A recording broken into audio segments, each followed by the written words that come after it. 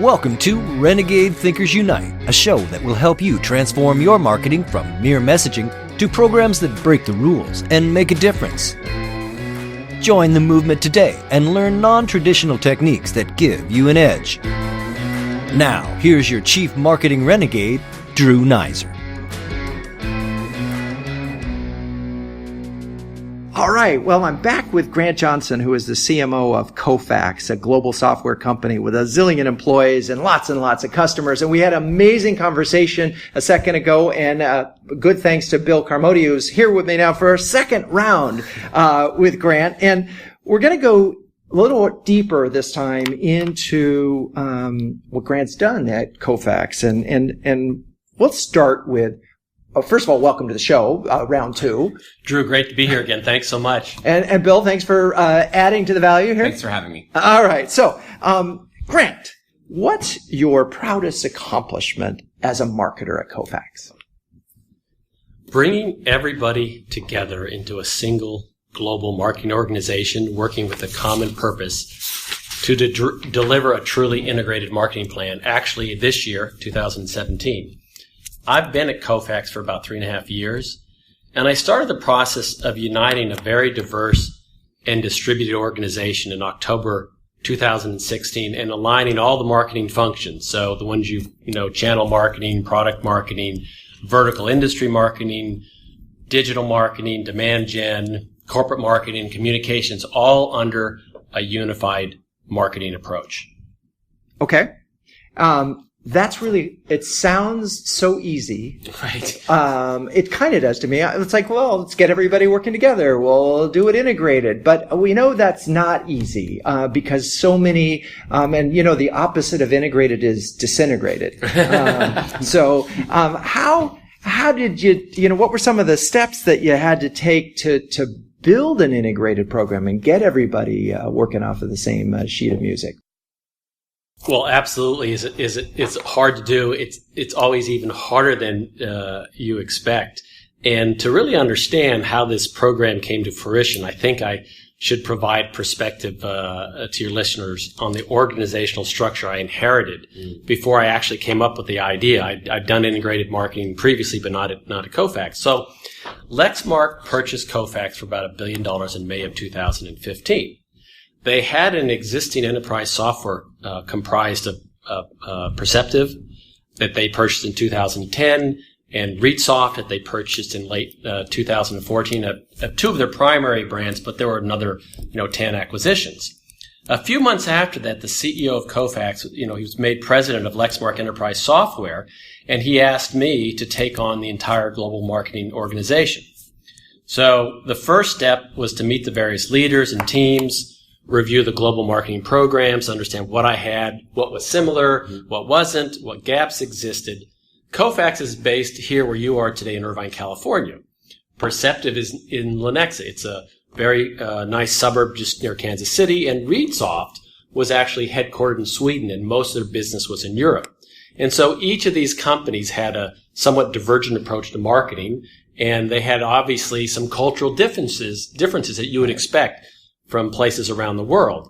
So, we already had, as part of the acquisition by Lexmark, a division-wide integration process to unify our systems and our processes. And so what I did, I just sort of, grabbed that work, created a new work stream around marketing best practices. So this was a great way to gather all the people from the different company, what I call the heritage firms, and review, what are the systems you use? What are the processes? And sort of inventory what we had across the three initially disparate groups.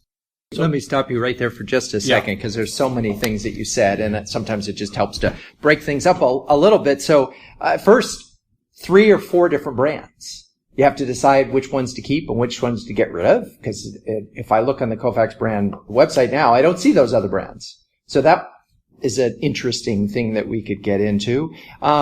Secondly, what I heard you say is that you didn't just sort of march in with a plan, and that obviously usually fails. Is that you did listen and review. So what happened? What did you discover when you went down this path of reviewing with all these folks? Yeah, exactly. We these working sessions that we discovered that there was actually good practices in all of them. Mm-hmm. And so that was really very enlightening, but not all good practices in each of them. Mm-hmm. Every group had areas to improve, right? So, for example, we had strong digital and social at Kofax. There was great account-based marketing, ABM, at Perceptive. There was terrific channel marketing, including this ReadSoft Online that's almost sold entirely through a channel. And so what was interesting, this work stream became a catalyst for change and a way to galvanize the marketing organization around this consistent set of best practices. So we were adopting a little bit from each, and it made it easier for people to envision, hey, how can I get better? How can we be part of the overall marketing improvement project, if you will, right? And I have this motto that as an agency, I'm sure you would appreciate it. It's called do great work that works. Mm-hmm. And if it doesn't work, stop doing it.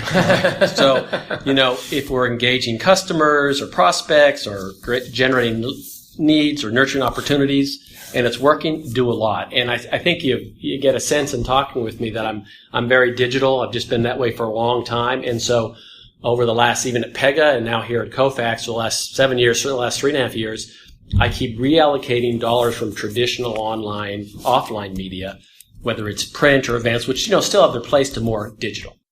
And I see that trend quite a lot. And what's always fascinating to me is that the argument tends to be that the traditional media really has the reach. It's out there, you have all those pieces, and that digital is much more measurable. What you don't often hear is how that digital measurements are actually going all the way through the sales channel. So I'm curious, when you actually put these three together and you look at best practices from channel marketing and digital marketing and sort of put all that together, how are you then able to sort of say, okay, now that we have best practices from all three, we've brought them all together, and we know that we have a really good tip of the spear digital and social marketing practices. We got these channel marketing partners that have a great unification strategy.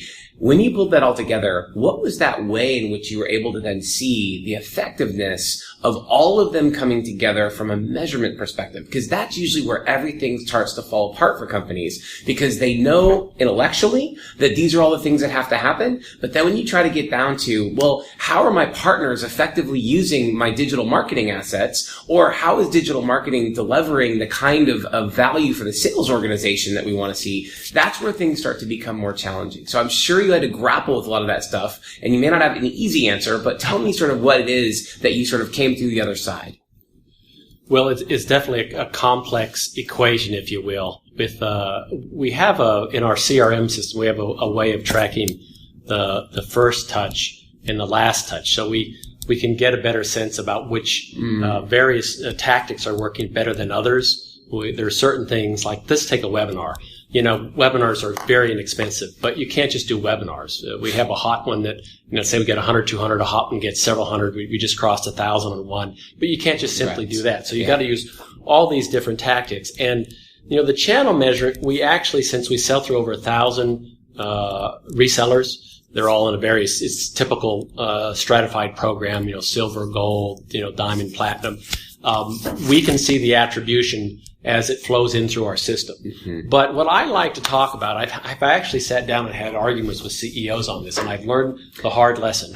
I am never going to claim in a B2B complex sale with an ASP of 6 figures, up to 7 figures, I'm never going to claim attribution. Right. I claim contribution. Nice. So I sign up for a contributed part of the pipeline, because there's so many things that can go wrong when it first gets in there. Salesperson changes, lead gets duplicated, and I don't want to get through having to argue over breakage in the system. And so I'm very aligned, as my whole organization is up and down with sales, and the head of sales office is next to mine, and we agree on that, and we measure what we can, and we improve everything we can. So just one follow-up, because I love that. So contribution, not attribution. I think that should be done even in the B2C world, not just B2B, because I do believe there's a fallacy that whether it's a final click that drove the sale. I mean, it's just, you're overly simplistic. That is totally not real. So when you then now are saying these contributions, have you figured out how to basically put some sort of a value to that contribution? So again, we know it's not a zero-sum game. We know it's not attribution, that this one tactic was the thing that crushed it and everything else sucked, right? We know that, right? But now, how are you then sort of balancing this so you can step back and look at this and say, these are the things that are contributing greatly to our sales process, and we want to do more of them. Maybe it's not 100%, but we know we want to move more toward this aspect of our marketing because these contributions seem to be paying off handsomely. Well, that's what we're doing. We are, I call them, levers and dials. And so you're always, shifting the lever and moving the dials and finding what works best and amplifying that and, shutting down as quickly. It's almost like my view about a stock. It doesn't go up, don't buy it, right? If a program doesn't, if a program doesn't deliver, why did you do it? And of course the CEO will always tell you that. But, the way that we look at it is how can you continually improve? And we actually follow a serious model. I think a lot of marketers in your audience do. And so we determine we have an average cost of a sales accepted opportunity. Mm-hmm. And so it starts, you have a response at the top of the funnel, then a marketing generated lead, then a sales accepted lead, and then a sales qualified opportunity, then ultimately close. And so as long as we can average that, now some things are going to cost us 2x of that, and some are going to cost us 1/4x of that. So as you said, Bill, it's optimizing the marketing mix is how we get the best return on our investment. Awesome. So that's a perfect place to take a quick break. And when we come back, so far we've talked about the easy part of setting up an integrated system and talking to a CEO. When we come back, we're going to talk about some of the hard stuff. Renegade Thinkers Unite is brought to you by Social Media Explorer, the website that explores the world of social media from the inside out. Great advice from today's leading social media columnists and experts at socialmediaexplorer.com. That's socialmediaexplorer.com.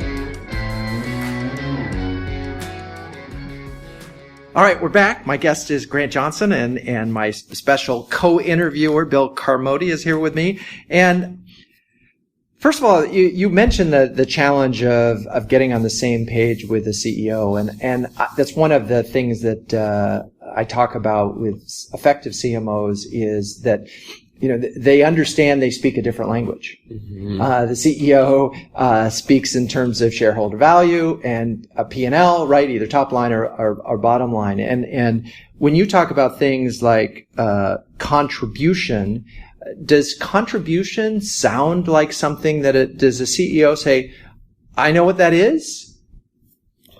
Well, actually, he does. We have a monthly review of what we call pipeline. So sales generated pipeline, marketing generated pipeline.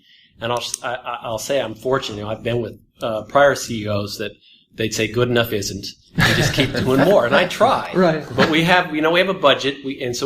Now that we've made the data visible, and it's a very objective language. Mm-hmm. And it said, look, I'll try to, in fact, I've signed up to improve by 20% year over year. I hope I can. That's great. But, you have to set a goal if you're going to reach it. Otherwise, you'll just, stay still. Yeah. That makes sense. Yes. Setting the goal. Yes. Because all roads look good if you don't know where you're going. So, let's talk about, so we've talked about building a program and, with this consolidated, Kofax brand, what were some of the biggest hurdles that, you had to overcome in order to make this, bring it to life? People. People we're all creatures of habit. We're used to doing things in the way that we're comfortable, right? And so we had to get people to not only to learn new ways, they had to unlearn certain habits and practices. And a key step to getting this new process going for integrated marketing is we had to create a blueprint, not how integrated marketing works, as you were asking me earlier.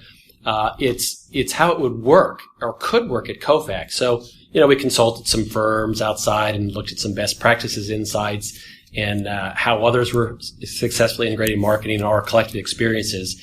And as we put it together, I came up with this idea, let's put a plan on a page. And partly why I want to do that is, and when I talk about random acts of marketing, there's also, marketing has its own silos. And I wanted to get everybody to work together. And so whether you're in field or channel or product marketing, so they could see there's this connected approach that's going to be more efficient. And so what happened was in these random acts of marketing, they weren't necessarily intentional, but unfortunately, they had a disjointed impact. Mm-hmm. Our customers see us as one company. We can't go to market as several companies. And so the other artifact about an integrated approach is that it allowed people to collaborate more effectively and to have visibility. And I sort of call this getting everybody on the same page. And the fact that no matter where you sat in the organization, you could see this, 5x5 plan on a page. Hey, here's why you are here. Here's how you're contributing to this particular goal at this stage. And so, people could relate to that. They could understand it and they could share it. I love the language plan on the page. I love the simplicity of it. What's on it? What's on this plan on a page? I'd have to give away my secret sauce. I leave here alive. I will tell you that I will give you a snapshot of it. I have 5 major objectives, and each objective has a stage from concepting to planning to executing to measuring to iterating. And of course, we have assumptions built in. And so you look at those 5, top 5 by 5, and you fill it out with all the relevant aspects of the marketing contribution. Yeah. Go ahead. One of the greatest advantages I find about putting a plan on a page is it also allows that sort of unification of your team and avoiding the shiny object syndrome. Because basically, you then have to ask yourself, does this new idea or innovation replace one of the things we put on our page? Or is it better, right? Or is it something that's going to be distracting from our ultimate outcomes? And I find that that's a place to help actually, avoid these sort of head jerks, right? Where you're basically going down a path, you have a really good strategy, and suddenly says, oh, but I just figured out there's this new thing, whatever. Has that helped you when you do plan on a page to sort of avoid the shiny object syndrome? Great question, and absolutely. Relentless focus on the precious few is our motto. Awesome. And where I think we're all students of marketing, and I love the field because we continue learning. One of my favorite initial learnings is position is the art of sacrifice. Yes. The same thing. You have to do a few things well. If you do many things, by definition, you can't measure effectively. You can't do them as well. You've been listening to another great interview on Renegade Thinkers Unite with Drew Neiser. But the value doesn't end there. As a listener, you can download a free ebook from Drew, Renegade Thinkers, interviews with 11 trailblazing CMOs any business can learn from. Get your free copy at renegadethinkersunite.com/ebook. For listeners only, at renegadethinkersunite.com/ebook. Positioning is the art of sacrifice. Mm-hmm. Yes, and so few of us are willing to sacrifice. Let's do it all. Let's do it all. Particularly, I think marketing attracts a lot of ADD types, and we get very excited about that new thing. Wait, it's glittering over there. Let's go do it. So it takes a certain discipline, as you use the term relentless focus. Those are great things. So you mentioned early on this that you want to do great work that works. So let's talk about what great is in that context and what works is in that context. So great work, and how do you know it's great work? Well, I think the great work, it connects, it gets response, it resonates. People shout about it in the hallways. They forward it to each other. Customers will comment on it.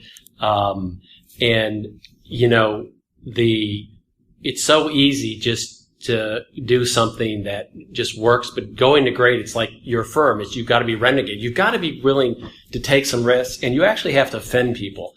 I actually have an expression about marketing great work is I have to be ultimately the ability to say yes or no. If I allow committees, or if my leaders allow committees, what it's like is you take a beautiful, distinctive object, and every person who touches it sands it down, and what you get is something that nobody can object to and nobody likes. So the works part, the great work, is a lot of it, of course, is what I said, but The works part is I have a dashboard, another one of my one-pagers. Like, there's so many things I can measure, but I try to put it all on one page because I can't possibly.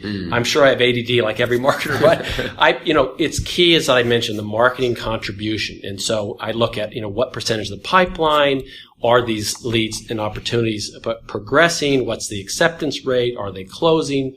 And the other thing is, because we rely so much on our website to deliver a lot of the demand gen and the funnel, it's, what's resulting in somebody saying, contact me, or registering. We have 42% of our new contacts are all through some inbound. A lot of people have been around for many years, right? We're the conglomeration of many brands, but a lot of people, we just drive to the web for the first time through whatever tactics. And so that's a key metric. And so I'm also measuring, last but not least, is how we get additional revenue, as you mentioned, Bill, from existing customers. And so that's our expand program. But we've got to get new logos. That's our land program, that we can only grow a business with the best of both.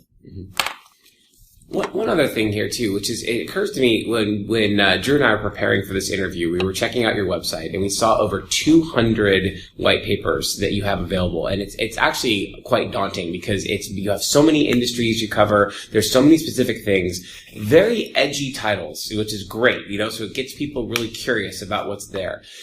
I'm curious, when you went through and you looked at all these different pieces and you really thought through your content marketing strategy and you looked at your 5 personas and whatnot, how did you determine how much content even remain available? So let's even say that you've done, even if you only did those 200 that you see up on the website, at what point do you determine, hey, you know what? These 50 white papers are outperforming this other 150. At what point do you prune back the 150 that are not as effective? Or do you leave it for those small niche groups that it really works for them, even if it isn't so popular to the rest of the personas that you've really honed in on? Well, content management is a challenge. I think I could probably use another librarian to get these archaic white papers off the website. So we probably actually have a little work to do, because they don't really cost anything. We own our own content repository, right? So that's fine. But probably the more important aspect is, because we not only have the personas, we have what we call sales plays. So sales and marketing agreed on, what are the customer needs?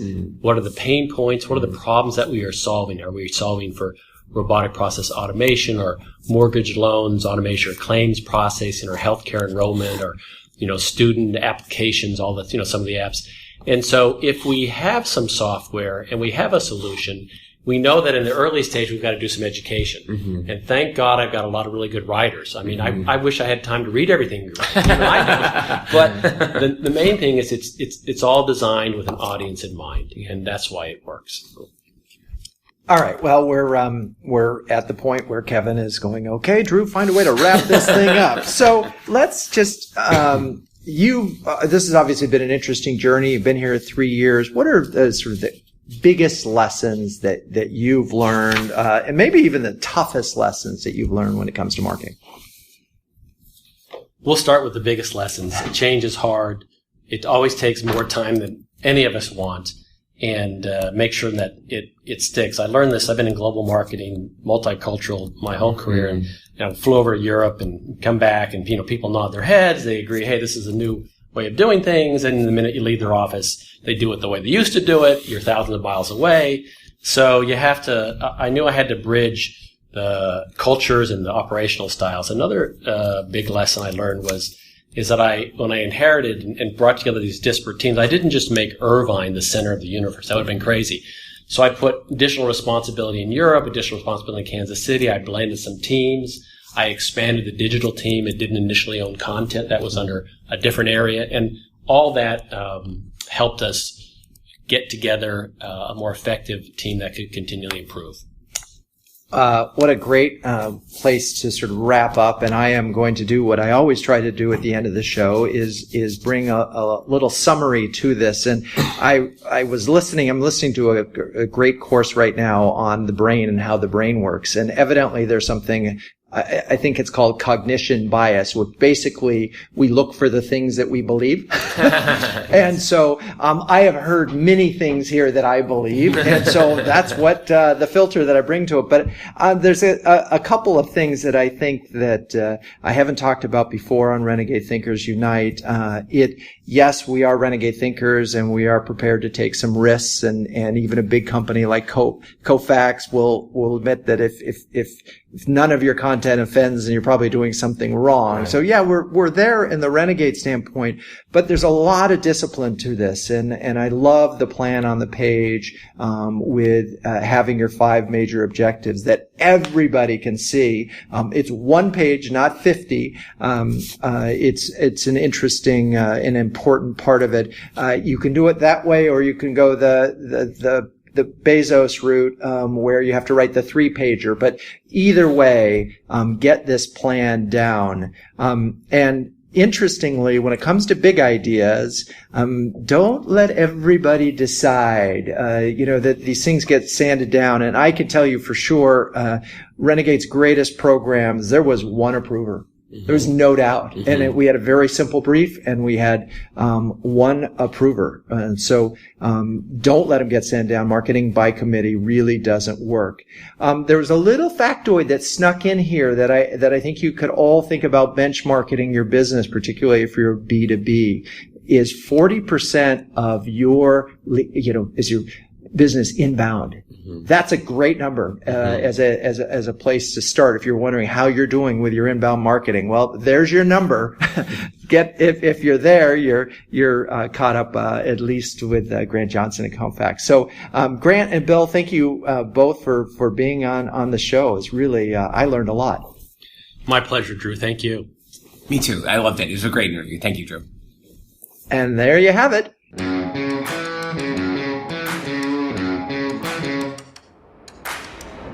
This has been Renegade Thinkers Unite, but it doesn't end there. Just go to renegadethinkersunite.com for more and subscribe to the show. That way, you'll never miss an episode. We'll talk with you next time on Renegade Thinkers Unite.